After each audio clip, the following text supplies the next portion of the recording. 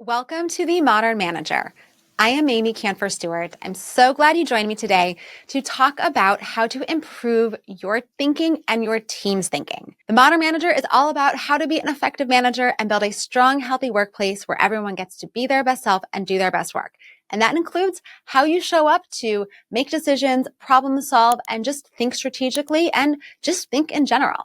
So that's what we're diving into today. It might seem obvious, but the quality of your thinking impacts everything you do. It impacts the solutions you come with, how creative you are, what decisions you make, what actions you take. So when you can improve the quality of your thinking and when you can improve the quality of your team's thinking, it can have a massive impact on the outcomes that you produce together. So let's take a look at a couple different strategies to help boost your team's thinking. The first is to get input anonymously. Now, this can be done as a team or even just for yourself if you're working through something. When we ask for anonymous input, we increase the likelihood that people are going to share their true thoughts, that they're going to say the things that they might otherwise be nervous to share, which could be they don't want to sound stupid, they don't want to say something that is going to make you upset, or they don't want to say something that is going to be contradictory and therefore lead to some potential negative ramifications down the line.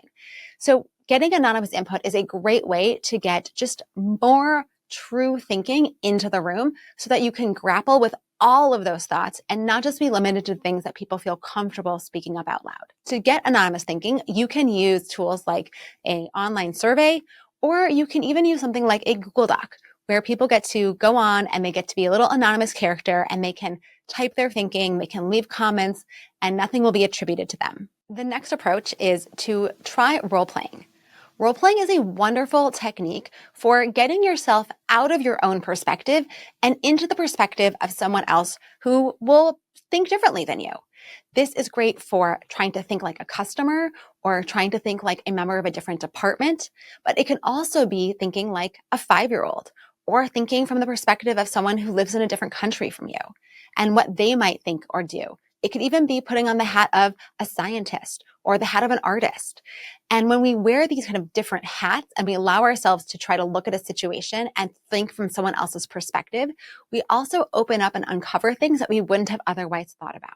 To role play effectively, you can do a couple different things. So the first is you can just ask, what would fill in the blank say about this? Or if I were a blank, how might I approach this differently? Asking questions like these can help us reveal blind spots and also just generate new thinking that otherwise wouldn't have been contributed. The next approach is imagining alternatives. One of the most powerful ways to get outside of your own train of thought is to explore if the situation was somehow different and how that would impact what you're thinking about. This is all about surfacing what you take for granted, what your assumptions are, and considering things beyond the obvious. In this case, you would ask questions like, what would happen if we did the exact opposite? Or what if we had unlimited resources? How might that change what we're thinking? The whole point of these kinds of questions is to surface and open up new pathways for conversation and new trains of thought that otherwise wouldn't have made it into the room. And the reason that's so valuable is that sometimes these far-fetched or kind of unusual situations that aren't actually at play give you the spark of an idea or the seed of some truth that becomes very relevant and can transform and change the direction of your thinking. The next approach is to actively uncover your assumptions. We make a lot of assumptions when we are in conversation with folks. And the more that we can get clear about what those assumptions are, the more we can question, are they the right assumptions?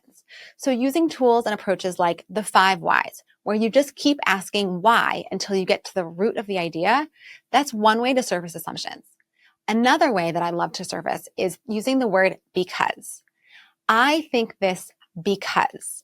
And if you invite everyone to share not just what they think, but the why they think it, you can keep pushing on those because. For example, you can ask questions like, why do you think that? What information do you have that supports that perspective? What experience are you drawing upon? And asking people to use the word because to help explain their thoughts is a simple way to help surface those assumptions and get greater clarity and greater thinking. The last approach is to really just recognize your own learning opportunities.